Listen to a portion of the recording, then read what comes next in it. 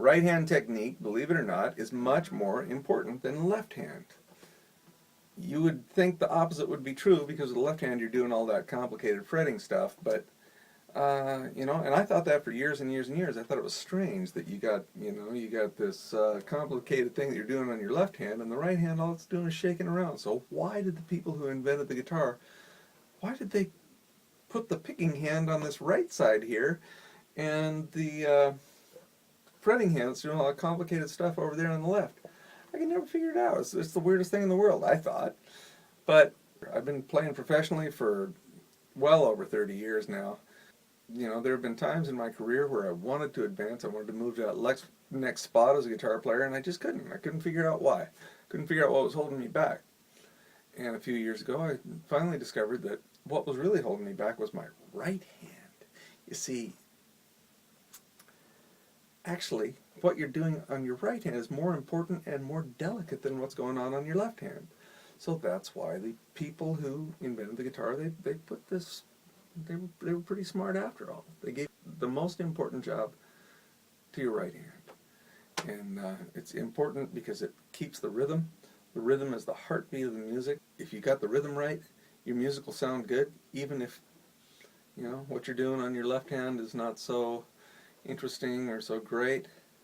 The rhythm is right, somehow people will forgive you. So here's what you do.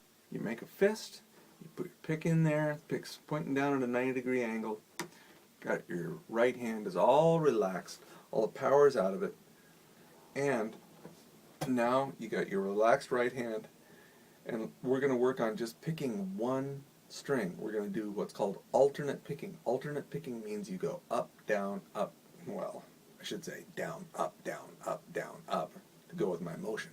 So you go down, up, down, up, down, up. Okay, what I'm practicing something that's going to get really fast here. You're going to start picking really fast, and so let's keep it a smooth motion, but very, very, very compact.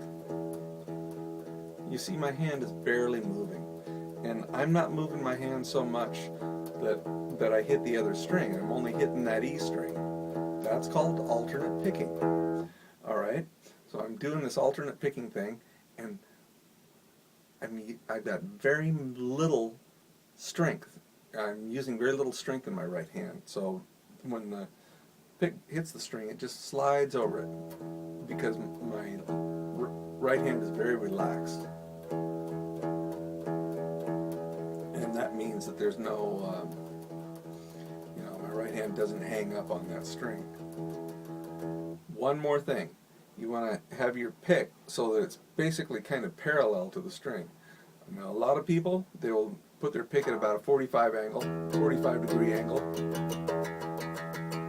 And that has they have their reasons for doing that. One of them is that the string tends to slide over the pick, or the pick tends to slide over the string when you have it at an angle. It sounds different. It doesn't sound as sharp. You get a little bit more of this, you hear that kind of friction-y.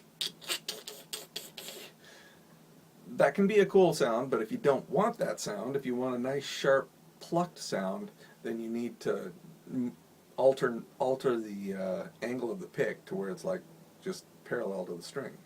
You see, it's a much cleaner sound.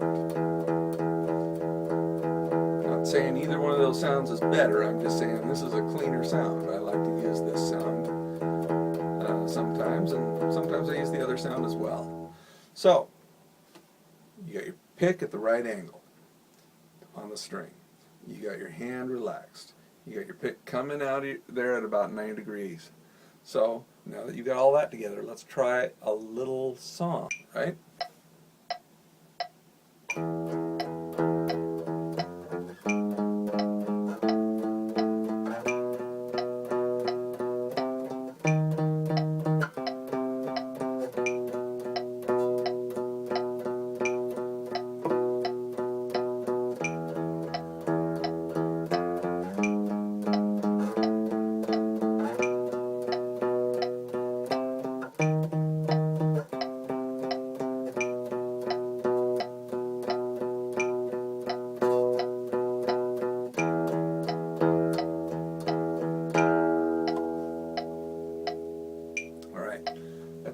opening phrase of the famous song Miserlou by Dick Dale. So that's a good song to practice this alternate picking technique. This song, it's a wonderful song to practice it on because right now, maybe this might be as fast as you can play this alternate picking technique and keep it in nice sync with a metronome, right?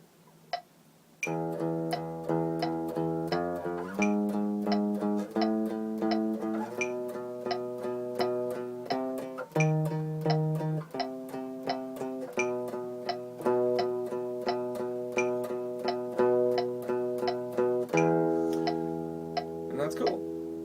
So the speed you can do it is the speed you can do it. Play at exactly the speed that's comfortable for you. In fact, it should be a little bit boring. I can play a little bit faster, so I'll play a little bit faster. Let's see here.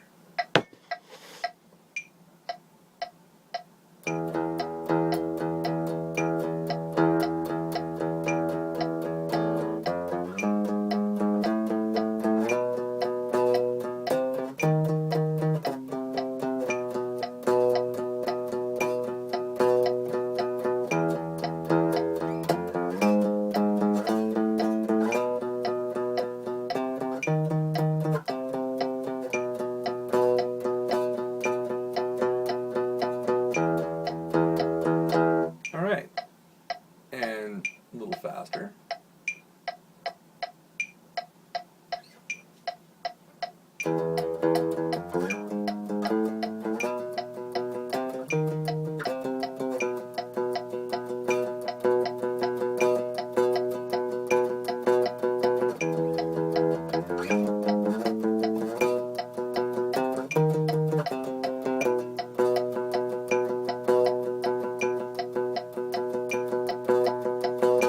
Right, so now it's kind of starting to sound like the song that you know, Miserlou, right? It was just way slow a little bit ago, but...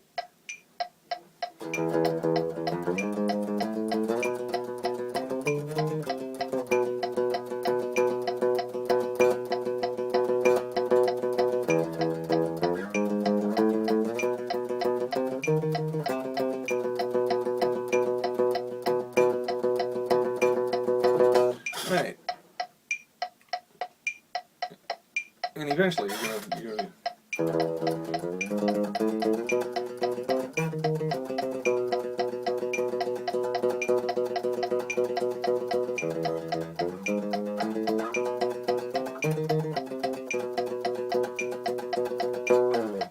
All right. So anyway, that's a little about right-hand picking technique. If you do that, if you do what I just did, work with this song Miserlou. It's a great song to practice this technique on, and later on we'll get into applying this to scales and chromatic scales and stuff like that. But this is a good song to work on. It's a good thing to work on. Go for it. And also, you noticed I was playing some accents. Maybe you did. Right? I wasn't just going. I was going.